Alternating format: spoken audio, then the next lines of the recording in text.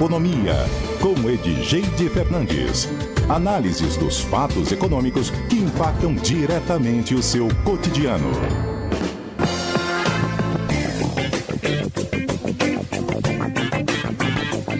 Bom dia, Edgeide. Edgeide chegou aqui falando que estava com saudades. Eu falei, é verdade, você nos abandonou semana passada. Depois que eu fui lembrar que cortei o quadro dela semana passada. Né? Não leve para o coração. Você me perdoa, Edgeide? É lógico. Foi um motivo importante também, não que o quadro não seja, mas uma situação atípica, né? A gente teve que realizar o debate dos candidatos à presidência da Ordem. Aí ia dar uma incumpridada ali no debate, no tema, e a gente sacrificou o CBN Economia da semana passada. Tô perdoada? Tá perdoada, até porque eu tava numa correria imensa também. Ai, viu? Eu pensei em você. A gente alinhou os pensamentos. Mas e aí, como estamos? Voltamos. 2 semanas, então, tem algum abalo mais forte aí na economia que aconteceu nesse período? O que é que você nos conta aí nessa manhã? Como o nosso giro aqui tradicional, que você sempre traz alguns números, alguns detalhes, antes da gente seguir para a nossa entrevista especial, super especial, inclusive, né? Para falar de educação nesta manhã, mas conta aí algum detalhe para nossa audiência. Então, bom dia a todos. Realmente estava com saudade, é verdade isso. Né? Mas hiper importante, uma situação de um conselho que mexe com tudo, né? Justiça, com leis e tal. Falando de giro, né, nós temos só o problema da inflação que aumentou mais um pouco, né, com os dados que estão saindo, já existem projeções estourando o teto da meta, desculpa. Então, assim, as coisas continuam. Existe aquela pressão que a gente sabe do corte do governo também, né? E que já estão falando em 50, 70 bi. 50, 70 bi talvez faça alguma diferença realmente para 2025, dar uma reduzida em situação de déficit primário. E a gente teve nesses 15 dias, a grande questão foi aquela história da jornada de trabalho, né? Essa foi a maior questão da jornada de trabalho, de 6 por 1. E aí é aquela história de olhar com lupa os setores da atividade econômica, né? Por quê? Porque já tem setores que trabalham com uma carga menor, tem setores que há uma carga maior, e eu acho que tem que vir de uma regulamentação aí, trabalhando um pouco de produtividade, né? 6 por 1 é uma carga pesada mesmo, né? Mas eu acho que tem que fazer conta, gente. Tem que fazer conta, fazer cálculo, olhar setor por setor, olhar o impacto disso, porque assim, se a gente aumentar o tamanho da folha, a carga da folha, o que a gente vai ter? Nós vamos ter a situação de um aumento de despesas das empresas. Isso vai chegar no preço nosso para pagar. Então, assim, é o restaurante que vai acabar ficando mais barato, que é um dos setores que está sendo impactado, né?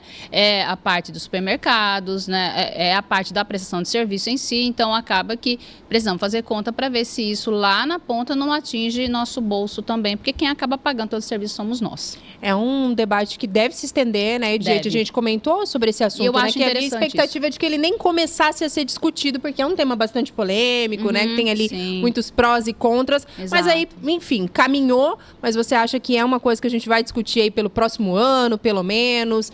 Vai ter que se encontrar um equilíbrio? Você acha que a gente tende a sair dessa jornada aí 6.1, mas não necessariamente o 4x2 ali, como está sendo sugerido? Como é que é? Eu acho que o caminhar para um 5x2, eu acho... 5x2, perdão. Mas não esse 4x3, porque um 4x3, vamos ser sinceros, você vai arrumar um bico para você fazer no terceiro, no quinto dia, tá?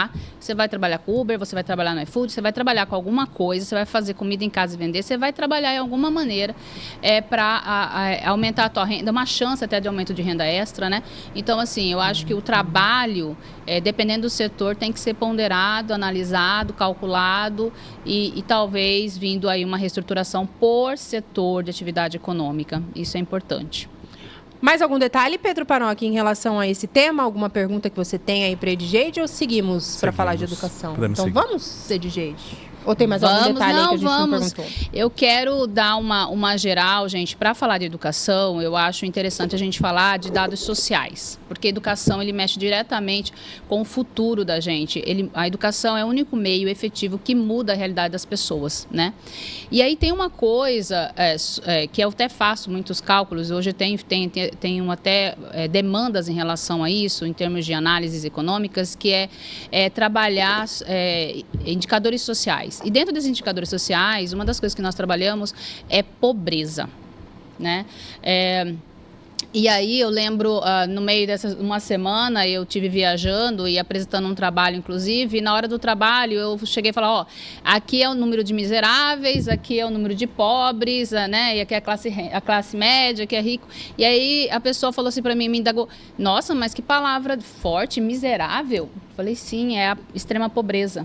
E ela existe, ela está aí, e ela precisa ser olhada e interpretada da melhor maneira possível, né? Então, antes da gente entrar na área de educação, eu quero passar como é que dar um overview, como é que é essa história da pobreza no Brasil. Hoje, dados do IBGE, né, do último censo, o IBGE calcula em torno de 31% da população brasileira de pobres. Isso dá mais ou menos, gente, 67 milhões de brasileiros. Desse conjunto de pobres, nós temos o que a gente chama de pessoas em extrema pobreza, que é mais ou menos em torno de 6% da população brasileira. E como é que a gente mede isso? Como é que a gente fala que uma pessoa é pobre ou que é uma pessoa miserável que vive em extrema pobreza? É através da capacidade mensal per capita dela em renda. Então, nós temos aí hoje, o Brasil trabalha com um número de R$ 497 mensais por pessoa que é considerada pobre no Brasil. Isso dá em torno de R$ 16 por dia de capacidade de consumo dessa pessoa. Então, ela é considerada uma pessoa pobre. A pessoa que vive na extrema pobreza, que é em torno, como eu falei, de 6% da população, ela vive com R$ 6,50 por dia, quer dizer, mais ou menos R$ 200 por mês. Então, ela tem capacidade de consumir R$ 200 por mês. Então, você vê que é uma coisa assim, difícil você viver com um número desse. A gente está falando do Brasil, mas vamos falar do Mato Grosso, vamos falar de Cuiabá. Mato Grosso, ele tem mais ou menos 23% da população do Mato Grosso considerada pobre. São 860 mil pessoas pobres no Mato Grosso, são 23. Então, nós estamos bem abaixo do nacional, né? Uhum. E daí, desses 23, nós temos em torno de 4% vivendo em extrema pobreza, que são chamados os miseráveis. Que isso dá em torno de 151 mil pessoas no estado de Mato Grosso pobres. Né? Pobres não, miseráveis. Extrema pobreza, chamado miseráveis. Em Cuiabá, nós consideramos, que é a classe, sabe aquela história da letrinha E? Uhum. Classe E de renda? É essa. Em Cuiabá, a gente já tem em torno de 21% da população sendo considerada pobres. Dessa população, de 21 pessoas, 7% delas são consideradas em extrema pobreza. Só que Cuiabá também tem um cálculo interessante, né? 15% são considerados ricos em Cuiabá. 15%. É um percentual alto? Alto. Uhum, é um percentual alto. E de classe média, nós temos aí 63%, 64% da população de Cuiabá na classe média. Então, isso dá condições para Cuiabá de consumir bastante. E falando em extrema pobreza, a gente está falando em 7% e 21% de pobre. Então, temos muita coisa para produzir, muita coisa para acontecer. Avançando mais um pouco nessa relação, né, de pobreza e das políticas públicas que existem em relação à pobreza, a gente vai para os auxílios da Bolsa Família. A Bolsa Família, ela vai nascer lá no governo Fernando Henrique e ela tinha uma correlação. A pessoa precisava, para receber a Bolsa Família, ela precisava manter a criança na escola e essa criança precisava atingir índices de conhecimento ou de absorção de conhecimento para que ela se mantivesse ali naqueles auxílios, né? E aí a gente vem passando de governo para governo com vários movimentos de alterações, né, mudanças e a história da educação, que era uma contrapartida que o governo solicitava para que as famílias entrassem nesse programa, ela começa, até porque teve a pandemia, então assim, nós precisamos atacar a pobreza urgente, ela existe. Na década de 90 era uma coisa chamada de políticas de renda, né? Essa política de renda foi adotada no Brasil. Essa semana, agora, com o G20, foi dado um start também para um fundo para a pobreza, né? Onde os países estão colocando recurso nisso. E aí a gente vai dizer assim, hoje no Brasil, Brasil de 2024 possui 20 milhões de famílias recebendo auxílio. Isso dá em torno de 83 milhões de brasileiros recebendo auxílio. E esse auxílio, ele está hoje numa base de 600 e poucos reais, né? Deixa eu só pegar rapidinho aqui. São 690 reais que está sendo entregues para as pessoas. Então, realmente, aquele que recebe, só que a ideia é as pessoas receberem e a média da população brasileira em termos de família são 4 pessoas na família. Você vê que ela ainda continua ali naquela história da extrema pobreza, mas hoje, se a gente fala que a gente tem em torno de 67 milhões de brasileiros como pobres, você tem hoje 83 milhões recebendo esse auxílio, exatamente. E aí a gente continua e fala o seguinte: hoje, gente, o auxílio tem 12 estados do Brasil que as pessoas tem mais gente recebendo auxílio nos dos estados do que com carteira assinada. Então a gente sempre a gente acaba fazendo um paralelo, né? Se o valor do auxílio é em torno de 681, lembrei, são 681 reais, e você tem o salário mínimo de 1.412 reais, então mais ou menos 50%, a gente percebe hoje no mercado de trabalho, e isso eu estou falando porque eu estou nas empresas, né? A gente hoje nas empresas nós temos dificuldade em contratação. Olha o que está gerando as distorções, né, de política pública. E aí, porque se a pessoa ela entra no mercado de trabalho, ela perde o auxílio. E só que se ela entra no mercado de trabalho, ela vai receber mais recursos, porque é 680 contra 1.412. E já existe um cálculo, não se sabe quando esse valor vai aumentar, então tem um ponto, ele não é reajustado de acordo com o PIB, nem inflação, nem nada, mas já existe um cálculo de proposta de 1.521 para 2025. Então, você vê que nós estamos falando de um mundo de uma renda muito pequena, né? De uma circunstância de gerar inferioridade mesmo, né? Você continua ali naquela história dos 500, dos 600, dos 200, isso aí continua propagando. E na minha ótica, na minha lógica, a gente precisa usar ferramentas e criar ferramentas reais, né? Para que a gente tenha uma situação de quê? De mudar isso. E a gente só muda isso com educação. Né? Não tem a gente não tem outra prática a não ser levar a educação para essas pessoas, a ensinar um curso profissionalizante para essas pessoas, para que elas efetivamente gerem renda e aí efetivamente elas gerem bem-estar. Né? Essa é a minha ideia. Quando eu convido o professor Leão, é o professor Leão que está aqui, famosésimo professor Leão, né? Eu quis trazer exatamente para a gente conversar sobre isso, né? Se a educação é o meio da gente tirar as pessoas da pobreza, é o meio da gente gerar efetivamente melhorias na classe média, como é que está essa educação? O professor Leão, ele hoje é diretor pedagógico do maior grupo de educação do país, né, onde tem mais de 150, isso? 180 mil alunos nesse grande conglomerado econômico. 180 unidades com 120 mil alunos. Isso. Então você vê como é grande. E acabaram de adquirir, né, mais uma, né, lá em São Paulo, que eu vi, né? Mais uma rede de escolas em São Paulo. Exatamente. E aí eu estou trazendo o professor para a gente conversar sobre educação, porque no meu ponto de vista é o meio que a gente tem de melhorar os indicadores sociais e transformar de maneira efetiva esse país, tá?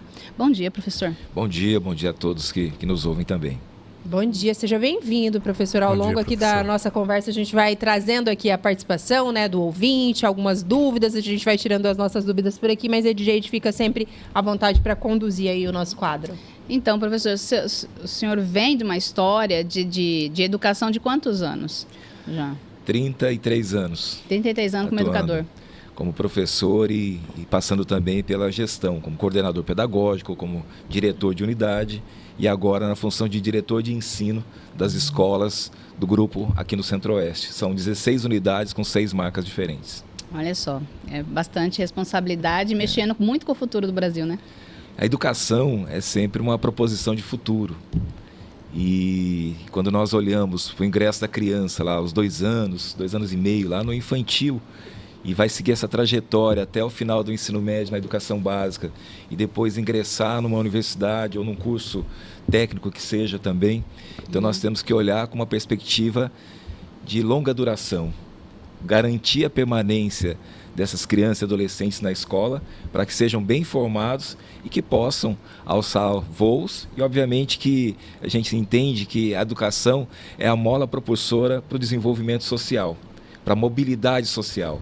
Então essa compreensão é que nós queremos também que chegue às escolas públicas, para que possamos ter mais jovens ingressando nos melhores postos de trabalho, porque eles remuneram melhor também. Uhum.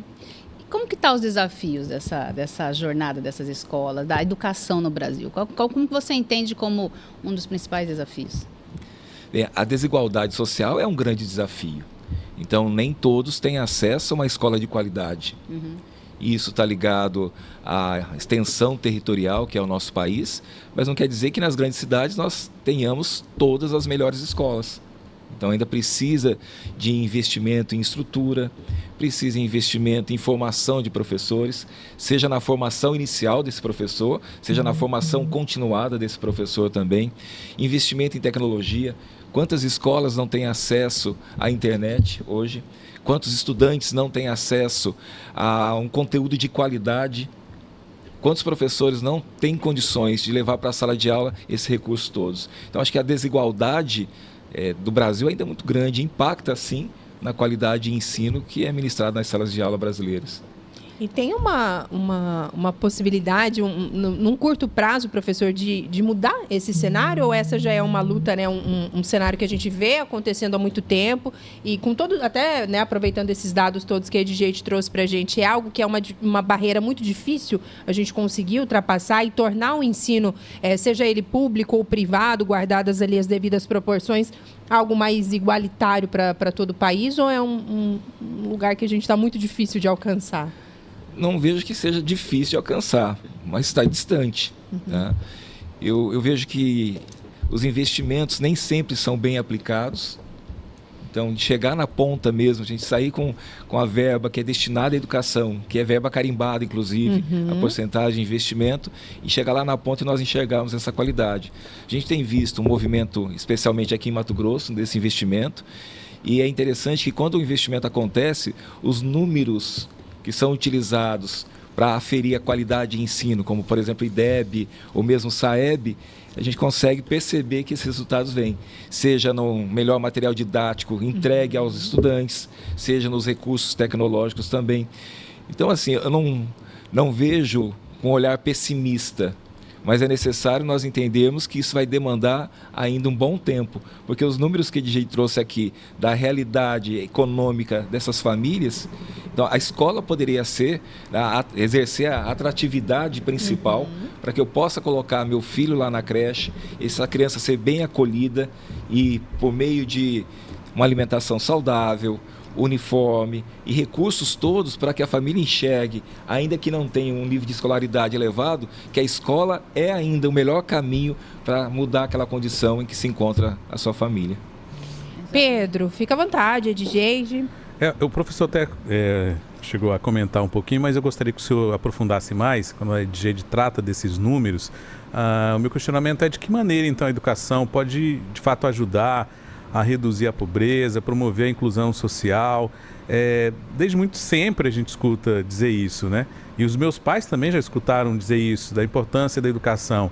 A gente passou aí uma geração dos meus pais, eu estou numa geração diferente dos filhos da Camila, dos filhos da EdJade. A gente teve progresso nesse aspecto e, de fato, a educação é um fator que promove essa mudança e estabelece ali uma inclusão social mais justa, professor?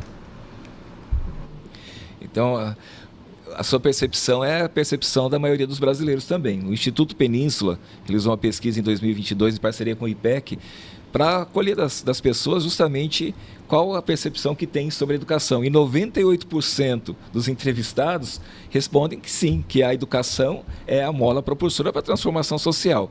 Aí você me pergunta, mas como que isso é possível?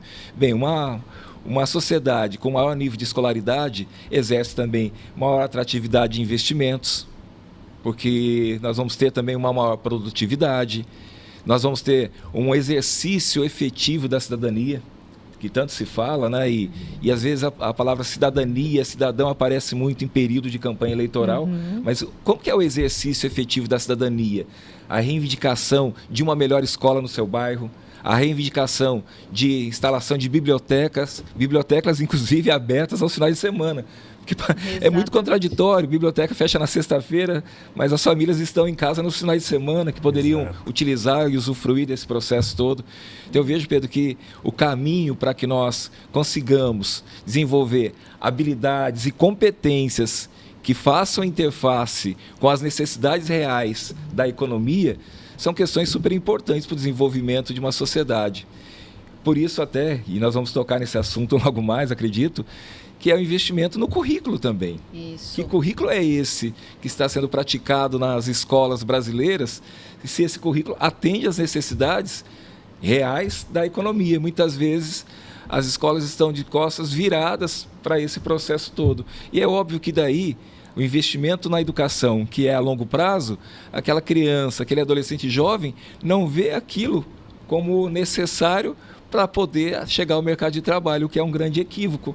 Então, o currículo também precisa ser adequado a essas necessidades. 9h29, você que está sintonizando agora. Toda quinta-feira a gente tem o nosso quadro aqui, CBN Economia. Nesta manhã falando um pouco mais sobre educação e o tema que a Edjeide separou aqui conosco. Como é que a educação impulsiona o crescimento econômico e reduz também as desigualdades. E para isso a gente está conversando com o professor Leão, professor, diretor pedagógico, já trazendo aqui grandes contribuições. E tem muita coisa ainda para a gente tratar ali no nosso próximo bloco. O repórter CBN já está nos chamando, Pedro Panoc, eu ainda não. Você me deu um sinal ali, mas eu não consegui ver. Podemos seguir mais um pouquinho? Então dá tempo, Edjeide. A qualquer tempo, Pedro Panoc nos avisa, mas ainda temos uns minutinhos aí para seguir. Só fazendo essa correlação, professor, a gente tem dados, voltando à história dos auxílios, né, das políticas de renda, que eram para auxiliar realmente de maneira rápida a situação da linha da pobreza e dos pobres no Brasil. E aí a gente pega os estados, principalmente da parte norte do Brasil, né, colocando Maranhão e Pará como os principais estados que recebem o auxílio. E quando a gente olha a curva do auxílio, a gente percebe ela só aumentando. Aumentou bastante por causa da pandemia, é justo isso, né?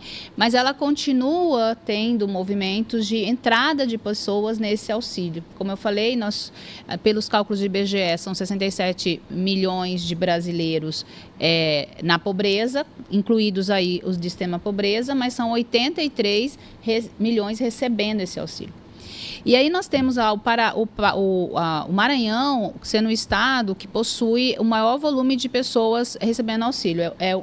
1.200.000 pessoas recebendo auxílio. E de pessoas em carteira assinada, são 650 mil pessoas. Então, para cada uma pessoa que tem carteira assinada, vai ter quase 2 pessoas recebendo auxílio. É uma loucura. E no Pará, são 1.300.000 pessoas recebendo auxílio contra quase 1.000 pessoas trabalhando. Então, você também tem um volume maior e aí são em 12 estados, né? Em 12 estados. Gente, agora o repórter chamou. Tá a gente bom. vai precisar fazer uma pausa, mas a gente segue aqui essa análise desses números e também o nosso bate-papo com o professor Leão. É bem rápido, a gente está de volta. PN Cuiabá, amanhã de quinta-feira. Seguimos aqui neste 21 de novembro. Edjeide do céu, o Natal tá bem aí. Você já... você tem que falar semana que vem de Black Friday. Tá bom. Ou não? Ou não dá tempo? Vamos, dá tempo, acho né? que dá. Vai dar certinho. Black Friday, compra de Natal.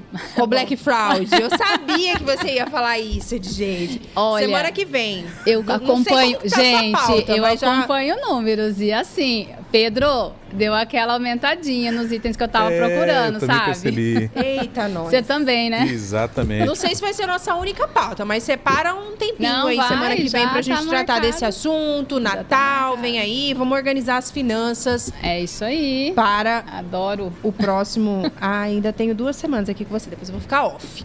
9h38, vamos seguindo falando Já aqui. fala Eu vou dessas- ficar off dessa- também, amiga. Vai, gente. Eita, tá todo mundo off. Férias coletivas na CBN Dezembro vai Cuiabá. ser off pra todo mundo. Mas enfim, estamos falando de educação, recebendo o professor Leão aqui, compartilhando também importantes pontos, importantes tópicos aqui quando a gente fala da educação como um fator para reduzir desigualdades, né? E DJ estava detalhando alguns números importantes. Não sei se você quer acrescentar mais algum Sim. detalhe antes de trazer aí os questionamentos. Fica à vontade, DJ. Então, como eu estava falando, professor, vamos pegar mais um estado da Bahia. Bahia a gente já tem 2.400.000 pessoas recebendo auxílio contra 2 milhões trabalhando, né? Então você vê que tem realmente um diferencial. Aí nós vamos pegar São Paulo, né? São Paulo a gente já vai ter 2,5 milhões de pessoas recebendo auxílio, com 14 milhões trabalhando. Então, são 11 de diferença, né? O disparate aí. E em Santa Catarina, a gente tem para cada 10 pessoas com carteira assinada, para uma pessoa recebendo o auxílio. E aí, quando a gente vai trabalhar a questão educacional, a gente fala assim, nossa, São Paulo, né? Você fala de referência educacional, é São Paulo. Quando o Santa Catarina, colocando o estado de Santa Catarina, é outra coisa que mudou, né? Você fala de engenharia em Santa Catarina, tem polos tecnológicos mundialmente já reconhecidos em Santa Catarina, né? Com uma força de um crescimento na área de serviços e na área de tecnologia elevadíssimo. Então, como a gente sabe dessa sua... desse seu papel como diretor pedagógico de um grupo nacional, eu queria discutir agora com você exatamente essas regionalidades, essas desigualdades que a gente percebe, né? Para quem está pensando em Mato Grosso, gente, só rapidinho, Mato Grosso são 258 mil pessoas recebendo auxílio contra quase 1 milhão de pessoas com carteira assinada, né? E aqui não entra no cálculos informais. Mas aí a gente quer conversar agora com você, como você enxerga, como você olha essas desigualdades. A educação realmente está atrelada ao desenvolvimento desses estados. Por que esses estados são polos do jeito que são polos e a gente vê os outros estados, principalmente aqueles que mais recebem auxílio, a gente vai olhar para os indicadores, eles têm um indicador menor de educação. Então, eu penso que o investimento em educação dos estados mais ricos, você tem um investimento maior. Mas, como eu já falei, mais investimento, mas sem monitoramento para onde está destinado esse investimento, tem pouco retorno em dados, em números. Por isso que eu defendo muito a necessidade de nós acompanharmos por meio de indicadores.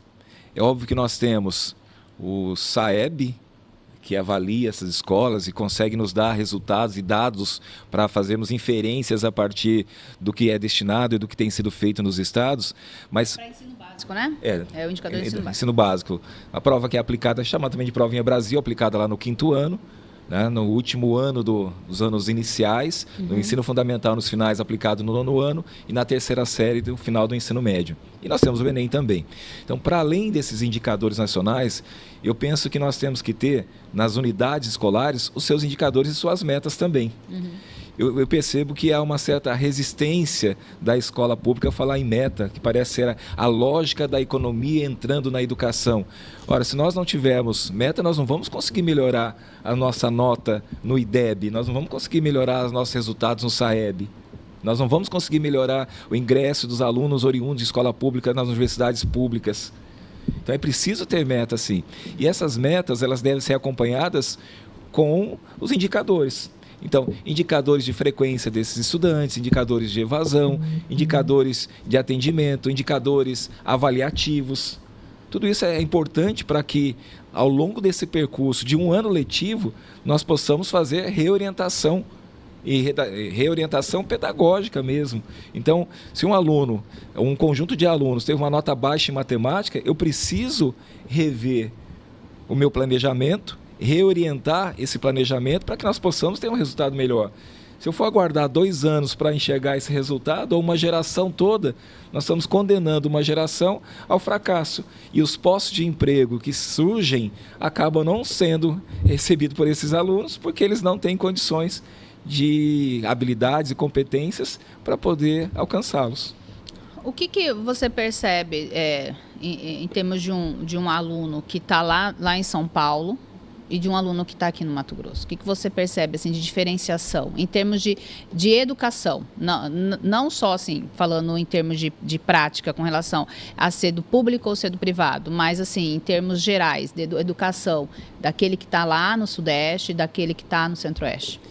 Talvez seja diretamente ligado ao repertório cultural, ao que é chamado de capital cultural. Então, acesso a bens de consumo cultural com mais facilidade. Então, acesso ao número maior de bibliotecas, acesso a salas de cinema com mais facilidade. Quantas cidades em Mato Grosso têm salas de cinema? Eu não tenho esse número aí, se algum ouvinte quiser compartilhar com a gente aqui, mas é uma provocação que eu faço, né? Número de bibliotecas, salas de teatro, companhias teatrais.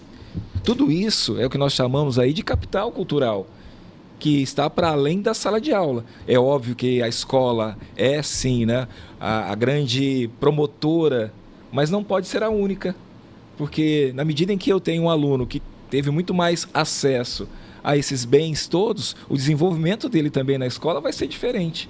E eu entendo que nesses estados que você citou aí, olhando o Sudeste, especificamente São Paulo, tem muito mais acesso a bens culturais e com gratuidade, inclusive, né? Isso, é. Agora, para que as pessoas sejam estimuladas a buscar esse repertório cultural, a escola também cumpre um papel importante. E aí voltamos na questão da escolaridade. Eu quero até compartilhar uma coisa que aconteceu. Eu dei uma palestra de finanças para os empregados de uma empresa. Eram em torno de 40 pessoas.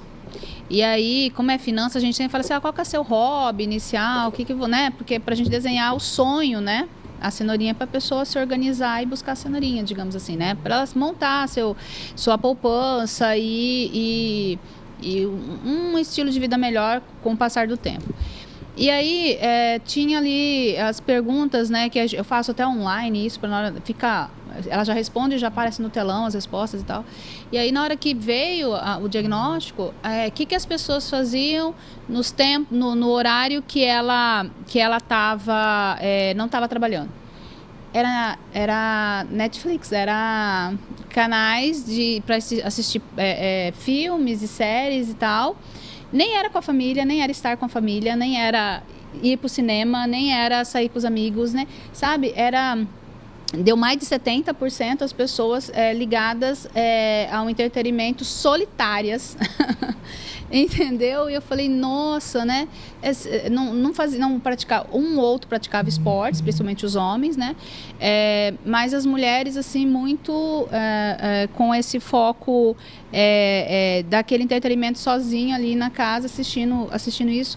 E quando você tem uma vida cultural, eu acho lindo o papel do SESC, né? A SESC provoca muita cultura, né? Ele é grande promulgador de cultura e cultura gratuita, né? Então, assim, de ir para o cinema, de ir para um teatro, de ir para praças, eu acho lindo. Depois de que saíram aqui em Cuiabá, até um tempo atrás a gente não tinha onde ir de praças públicas, né? Hoje a gente já tem os parques, né? Antigamente era só hoje está mais... Aquelas pessoas ali confraternizando e conversando e lendo e, sabe, jogando futebol com os filhos, né? Então, é isso que a gente precisa. E isso instiga, né, a parte educacional e a criança querer saber mais, né? Sim. Eu ouvi, inclusive, Camila noticiando aqui na CBN sobre a pesquisa recente da Câmara Brasileira do Livro sobre o número de leitores no Brasil. E nós perdemos 7 milhões de leitores. Então, hoje no Brasil nós temos mais gente que não lê do que pessoas que leem. E não é assim, e o acesso ao livro, então diz respeito às bibliotecas, mas as feiras que vão para as praças poderiam levar também, né, a banquinha de livros.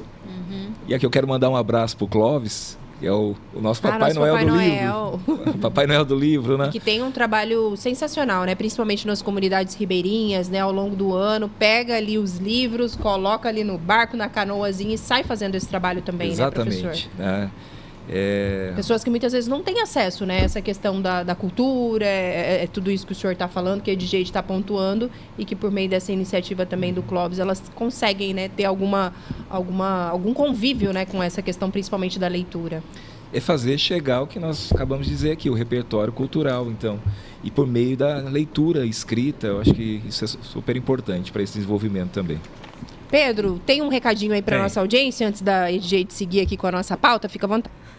Obrigado, Camila. Vem cá, e se eu te falar que com um simples pedido você pode concorrer até R$100 mil todo mês, hein? Com o Nota MT, isso é possível, basta pedir o CPF na nota quando for comprar algum produto, não importa o lugar. No mercado, na farmácia, no posto de combustível, no restaurante, é direito de todo mundo exigir CPF na nota. São mais de 1.000 premiações todo mês que juntas somam R$900 mil. Além de concorrer a prêmios, você ainda tem a oportunidade de ajudar uma entidade social de sua escolha. Ganhou, a solidariedade também ganha. E tem mais. O CPF na nota gera pontos que podem ser usados como desconto no seu IPVA. Acesse notamt.gov.br ou baixe o aplicativo para se cadastrar. Vai que o próximo sortudo é você. Não esqueça, peça o CPF na nota, concorra a prêmios e ganhe desconto no IPVA. Governo de Mato Grosso. Camila, Edgeide. Muito bem, 9h49. Tem gente mandando um abraço aqui ao professor, Edgeide. É o Nilson, falou: Cami, manda um abraço aí pro professor Leão. Estudei com ele no antigo colégio Expressão. Acho que foi teu aluno por lá, será, professor? Abraço, Nilson. É o Nilson que está aqui na nossa sintonia, está mandando um abraço. A Joana também está dizendo que está acompanhando aqui a nossa transmissão, mandando um alô para a Edgeide, falando sobre a importância de discutirmos a educação aqui também na CBN Cuiabá. Adriano, Jamison de Nossa Senhora do Socorro, Sergipe, está sintonizado pelo YouTube. Júlio César acho que mandou uma dúvida aqui por áudio, já vou reproduzir. Fica à vontade, Edgeide, para seguir aí com a nossa pauta. Diga, Pedro, você está me fazendo um sinalzinho? Pode aproveitar. Depois a Edgeide continua. Professor, a gente tem uma grade curricular parâmetro, né, nacional. Ela sofreu modificações, especialmente nos últimos anos. Se não tem tanta diferença, se tem tanta diferença entre essa aplicabilidade para a escola pública e para o setor privado, o que exatamente diferencia? Por que as pessoas tendem a olhar a qualidade da escola particular e, de certa forma, ter receio do ensino público? Muito embora a gente saiba que tem casos específicos onde o ensino público tem também um bom alcance, um bom número, né, levando em consideração esses dados que o senhor mencionou ali, dos números que se precisam avaliar a qualidade da educação. Tem muita diferença? O que difere da aplicabilidade? Porque a gente tem uma grade curricular que me parece ser falando no contexto geral, precisa ser seguido por todas as escolas do Brasil, né?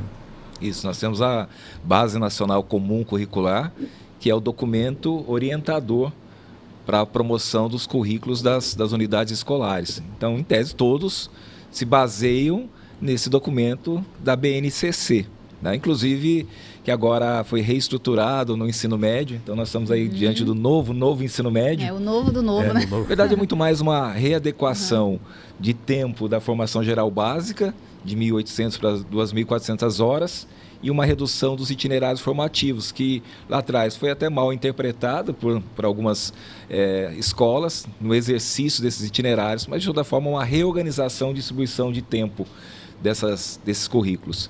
Então, quando nós observamos a base, ela traz ali, né, elementos para que cada escola possa então desenvolver o seu currículo. E a prática desse desenvolvimento é que faz a grande diferença, seja no material didático de suporte do professor e do aluno, na estrutura que é promovida pela escola. E quando eu falo estrutura, gente, né, nós estamos falando desde as coisas mais básicas, de carteiras confortáveis, salas climatizadas, uma lousa, projetor. Nós estamos falando de estrutura, isso aí seria o básico. Mas para além disso, Pedro, laboratórios né? Salas makers, em que os alunos possam ser efetivos protagonistas e fazer na prática aquilo que eles vivenciam na sala de aula. Então, existem uma série de elementos que acaba fazendo a diferença quando você observa no investimento que a escola privada faz, e o faz porque ela também tem a arrecadação por meio de mensalidades, e a escola pública. Então, a gente acaba abrindo ali um largo espaço de distanciamento entre o exercício que uma faz da BNCC e da outra, justamente por conta dessas questões. E aí passa pelo investimento na formação continuada dos professores. E para que nossos ouvintes compreendam, formação inicial é aquela formação do curso superior do professor. Sim. O curso de licenciatura, os cursos de pedagogia. E formação continuada, após essa formação, qual é o investimento que se faz nessa formação continuada do professor? Para que ele possa ter acesso a bons livros, a ter acesso a bons documentários, ter acesso ao que nós chamamos aqui de bens de consumo cultural também. Então, isso tudo vai qualificando também as aulas desse professor. A utilização de metodologias ativas em sala de aula, em que o aluno passa a exercitar o protagonismo do seu processo de aprendizagem. Sim. E para isso eu preciso ter formação. O professor tem que estar alicerçado numa segurança, né, nesse cabedal de informação e conteúdo, para que ele possa exercitar no seu planejamento as aulas que sejam também promotoras do protagonismo dos seus alunos. Espero ter respondido, Pedro, a sua questão. Sim, perfeito. Pode seguindo aí, Edgeide. Eu estou separando aqui alguns áudios, alguns ouvintes estão conversando conosco, o Júlio César, o Nilson, mas enquanto eu vou organizando aqui para a gente reproduzir para o professor Leão responder ao nosso ouvinte, à nossa audiência, pode ir seguindo aí o nosso bate-papo. Então, e aí, diante disso que você falou, professor, tem dois pilares mestres nessa história toda, que é o professor e a tecnologia. Como é que está a história do professor e a tecnologia, você sendo uma pessoa do pedagógico, né? Que tem essa capacidade de nos explicar como que está esse trade-off entre tecnologia e professor?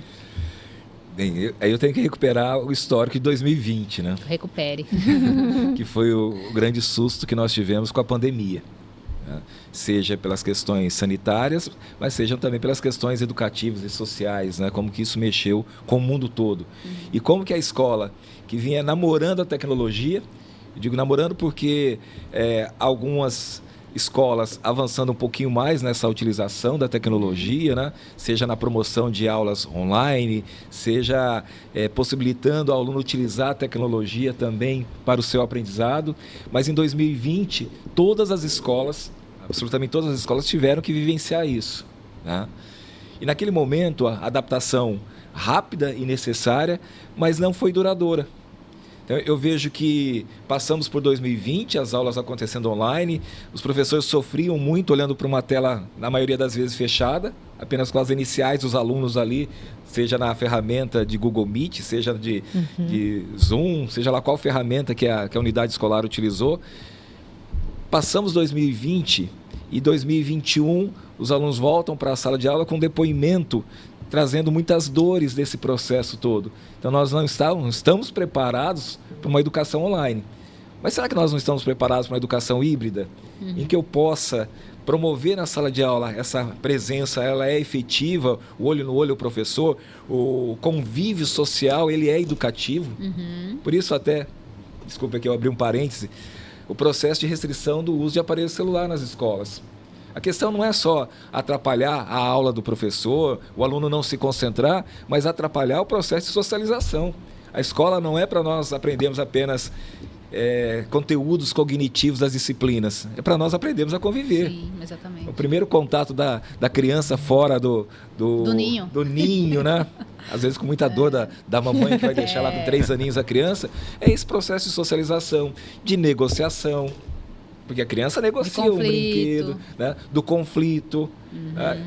E eu percebo que, passado esse período, então, de 2021, nós começamos a olhar para a tecnologia e tentarmos entender o que eu posso utilizar efetivamente, já que nós não teremos somente aulas online. Então, eu vejo que algumas escolas têm avançado nesse sentido, seja possibilitando aos alunos um material com uma boa curadoria, porque o professor, ele é o grande curador de conteúdos também. Não é tudo que está na internet tem valor. E, aliás, sabemos muito bem disso por meio das fake news. Então, o professor, ele é essencial nesse processo, como grande curador também de conteúdos, indicando para os seus alunos vídeos que eles podem assistir. Nós temos projetos desenvolvidos nas nossas escolas de podcast, em que os alunos desenvolvem o podcast, muito inspirado na CBN, por exemplo, né? Mas eles fazem esse processo todo. Então, é possível utilizar a tecnologia, sim, em benefício do processo de aprendizagem. Não naqueles termos da pandemia das aulas online, mesmo para os adultos que se inscrevem muitas vezes em cursos online, há uma dificuldade muito grande de ter a disciplina suficiente para poder cumprir o rito todo necessário. Precisa até mais aulas do que o presencial, né? Muito mais do que isso. Eu percebo, ele precisa querer mesmo, né, aquilo. Eu vejo, então, de que nesse processo a tecnologia ela contribui bastante. Eu queria até trazer um exemplo aqui que eu acho interessante, quando a gente fala em meritocracia e como que a educação ela é a longo prazo, e às vezes a criança, o adolescente, pode chegar, puxa vida, mas vai ser muito demorado, né? Tudo é muito demorado em educação. E nessa idade todo mundo tem pressa, né, professor? Então, tem uma startup aqui de Cuiabá, chamada Esforce, que trabalha com meio de meritocracia. Então, o aluno tem pontuação a partir dos seus resultados avaliativos, e essa pontuação garante ali prêmios. Desde um lanche até um iPhone, que é super desejado. Fala, mas Leão, aí não ficaria... Monetizado mesmo, né? Mas o fim não é... Gente, o fim não é o presente que ele vai conseguir por meio dos pontos. Tá? É um meio para que esse aluno se dedique mais, para que ele tenha frequência na escola. Aliás, o projeto Pé de Meia vai muito nessa direção, né? Tentando garantir a presença efetiva do aluno do ensino médio nas escolas ao longo dos 3 anos, sendo financiado pelo poder público. Para além do financiamento, eu preciso que a escola seja atrativa. Então, o que a Esforce procura fazer, por meio dessa startup, é ter essa atratividade. Agora, se a sala de aula não exercer essa atratividade, se o currículo não conversar com as necessidades eminentes da sociedade, esse aluno abandona a escola. Então, nós temos uma programação de conteúdos que foram historicamente construídos pela humanidade, que são relevantes, sim, mas é necessário que esses conteúdos conversem com o estudante, com o adolescente, e que possa, em alguma medida, eu falei agora há pouco aqui, transformá-lo em protagonista desse processo. Professor, a gente vai precisar fazer uma pausa, mas eu pedi para o senhor ficar mais uns minutinhos conosco para responder aqui a nossa audiência. Bem rápido, já voltamos. Em Cuiabá, o nosso amigo aqui, cadê ele? Nilson, tá falando até, o Edjeide, que eu perguntei para ele se ele foi aluno do professor Leão. Ele falou que foi na época do pré-vestibular e falou que conheceu Camila Pitanga, que ela foi lá no colégio, Expressão, para divulgar uma peça de teatro. Tá aí, ó, tá com memória boa, o Nilson aqui tá mandando, reforçando o abraço ao professor Leão. Você que tá chegando agora, a gente tá falando sobre educação no nosso CBN Economia hoje, na companhia de Edjeide Fernandes, professor Leão também compartilhando aqui uma série de ensinamentos, uma série de coisas pra gente debater, né, Edjeide? Tem uma pergunta aqui do, cadê? Quem é? Edivânio, ele mandou um questionamento ao professor Leão. Vamos acompanhar nesse momento, Pedro? Bom dia, Camila, todos os Pedros da emissora. Olha só, eu estou vendo o pessoal cogitar a respeito de educação aí. Pergunta para o moço que está sendo entrevistado o que ele acha desse dinheiro que o governo está proporcionando aí, pé de meia. Será que é justo isso? Porque eu nunca tive, eu acho que você também nunca teve esse incentivo para estudar. A gente sempre soube que só o estudo faz com que você vá crescer na vida. E o governo dando esse dinheiro que não é dele, que poderia ser usado em outras coisas, vê o que o entrevistado fala a respeito disso. Tá bom? Obrigado, um bom dia para vocês.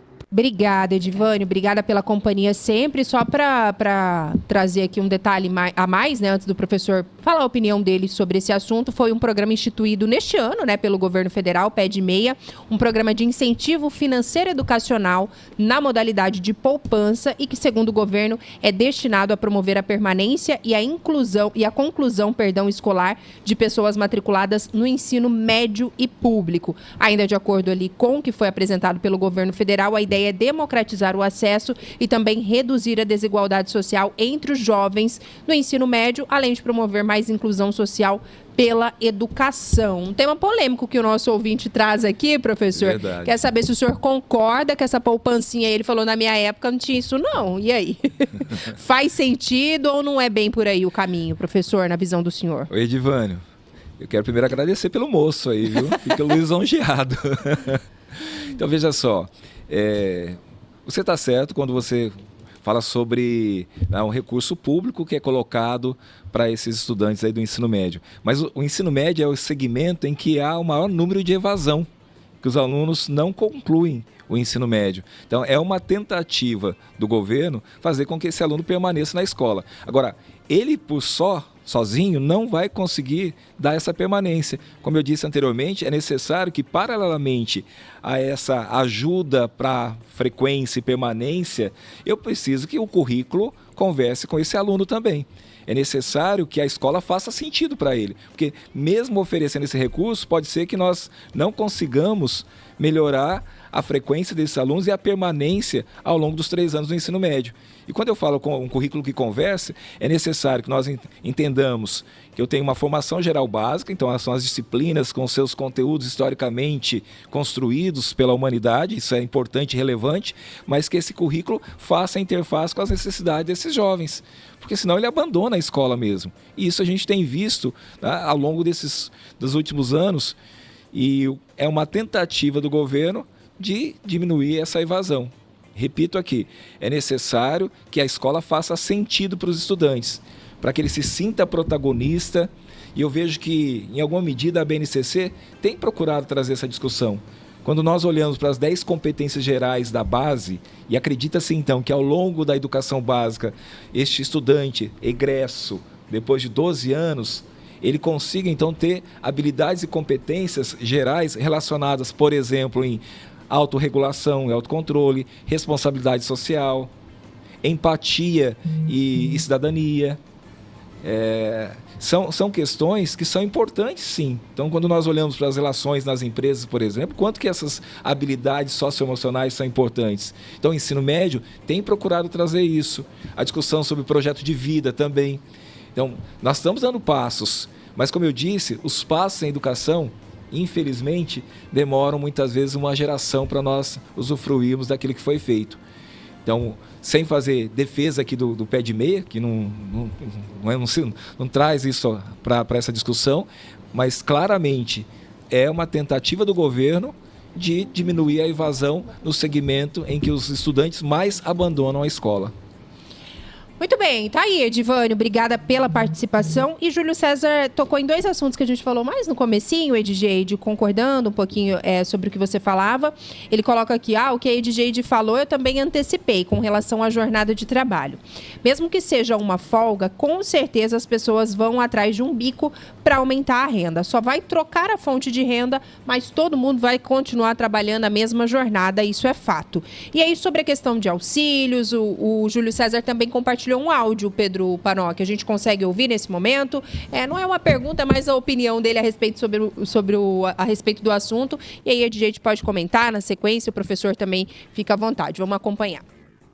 Bom dia, Edjeide. E para contribuir, Edjeide, você não pode esquecer de um detalhe também, que essas pessoas, principalmente nessas regiões, que elas têm esses auxílios, certo?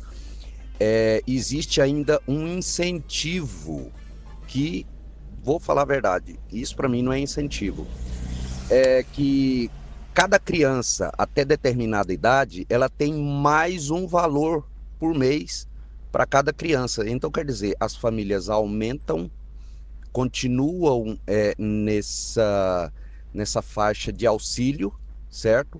E sempre com um valor a mais, porque todo ano tem uma criança nascendo, infelizmente. Tá aí, o Júlio César, ele sempre comenta esse assunto aqui, Edjeide. É claro, verdade. A gente sabe, né, a Chegando importância até de a auxílios, de 1.200. bolsas, mas ele coloca aqui, né, que tem essa questão do vai ter mais um filho, vem ali mais um auxílio. E aí ele pega o teto de R$ 1.200, isso é verdade. É aquela história, né? Até que ponto determinados tipos de políticas públicas elas fazem bem, né? Assim, porque a gente, se a gente vai para uma educação, e aí, olhando para a educação, o orçamento da educação, ele é instituído, tem que ser tantos por cento do orçamento, e se esse orçamento aumentar, a receita aumentar, a base da educação aumenta.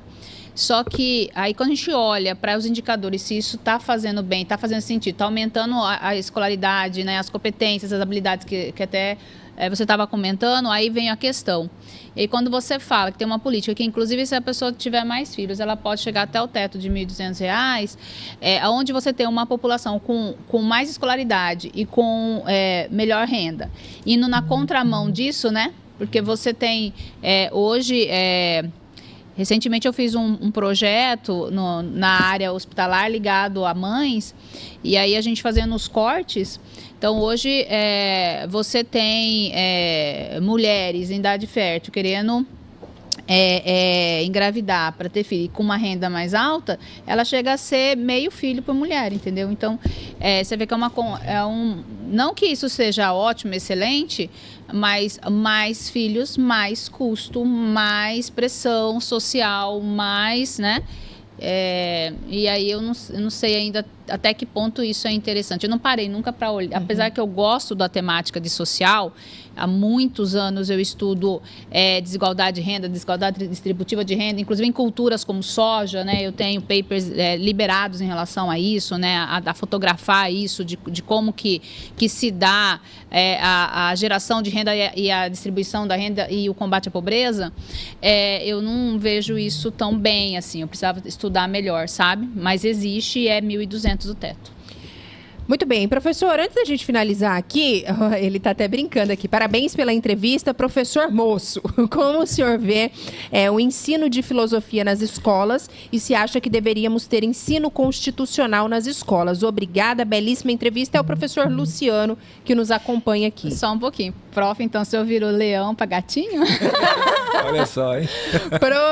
Prof Moço, professor Luciano que está aqui, pergunta sobre o ensino de filosofia e também ensino constitucional nas escolas. Obrigada, professor, também por estar sempre sintonizado aqui conosco. Vou começar de trás para frente aí do constitucional. Existem temas que são transversais, que eles vão aparecer na aula de história, vão aparecer na aula de geografia e geopolítica. Então, o ensino constitucional já existe. Inclusive, eu conheço professores de produção de texto que trabalham muito o artigo 5º da Constituição, porque fundamenta muito os argumentos na produção de um texto. Então, acaba, assim, tendo esse ensino, esse aprendizado sobre a nossa Constituição. Filosofia e sociologia fazem parte desses conhecimentos historicamente construídos pela humanidade. E o quanto que filosofia e sociologia nos ajuda a entender o nosso lugar no mundo. Aliás, esse é um dos papéis da educação, que é justamente nós encontrarmos respostas para a nossa posição. Quem sou eu? Tá? Que posição que eu ocupo no mundo e como eu posso contribuir para esse mundo que é o chamado legado, né? E quando nós discutimos com os adolescentes projeto de vida, a gente acaba se beneficiando muito dos conhecimentos produzidos pela filosofia e pela sociologia também. Até para que ele possa formar a sua opinião, para que ele possa também se colocar diante desse mundo em benefício de uma humanidade melhor. É tudo que a gente espera e por meio da educação a gente consegue atingir uma sociedade melhor. Perfeito, 10h16. Mandar um alô pro Adriano, que falou que a DJ tá bem gringa. Soltou um trade-off aqui. Aí eu falei, pega mais essa, Adriano, que agora ela falou, tenho papers a respeito desse assunto. Tá muito gringa aqui, Edgeide. Não sei se tem mais algum ponto que você quer considerar. Pedro Panoc caminhando aqui pra nossa reta final de um bate-papo muito importante aqui nessa manhã, né? Educação... Vale ouro. Olha, tem vários, né, professor? A gente podia falar dos EADs, podíamos falar da formação dos professores, né? Podíamos falar de muita coisa, mas o vamos tempo marcar, já... Novas rodadas, né? Com novos dados, novos números, né? O que vocês estavam comentando aqui também nos bastidores, né? Dos cursos profissionalizantes, cursos técnicos, também rende um outro debate aqui importante pra gente. Um debate muito interessante, né? Que a gente pode até trazer o Senai... né, ou a Federação das Conversarmos Indústrias para juntos. conversarmos juntos, né? Porque eles têm muita coisa nessa área de educação tecnológica e educação profissionalizante aí. E eu sei que tem cursos que a gente não consegue fechar lá, né? Porque as pessoas dão muito valor ao ensino superior, mas tem toda uma história de um ensino técnico que dá uma renda tão boa quanto o ensino superior, né? E a gente não tem tanta fala sobre isso. Quero agradecer, professor, por você ter vindo aqui participar do programa. Educação é uma paixão que eu tenho. Eu sou professora desde 2001, né? Só que na minha área de economia. E a gente vê o olhinho brilhando daquele aluno, daquela pessoa que está ali, que está entendendo o que você está falando, aquilo pode chegar a mudar a vida dela. É tudo, né? Educação transforma vidas. Transforma. Eu sou um exemplo disso, de filho de agricultores lá no interior do Paraná.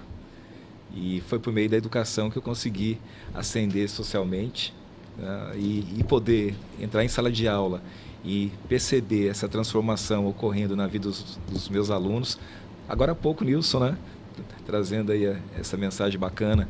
Então, eu agradeço muito e estou à disposição para novas conversas sobre educação. Legal. Muito bem, 10 horas e 18 minutos. Mandar um abraço também ao Nelson da Silva Fernandes. Falou entrevista show de bola, passou aqui pelo nosso WhatsApp. E tem uma Thaísa também mandando um alô. Xará de Thaís Assunção está aqui sintonizada conosco. Muita gente participando. Agradecer imensamente. Semana que vem tem mais, hein, Jade? Não esquece de trazer infos do meu Black Friday ou Tá Black bom. Fraud, como você beleza. preferir. Semana que vem a gente tem um novo bate-papo. Muito obrigada, professor. Parabéns, né, pelo trabalho. Tá à frente aí de um grande grupo. Quando quiser, quando tiver novidade, tiver temas aí também de educação pra gente discutir, as portas estão abertas aqui na CBN. Agora a gente faz uma pequena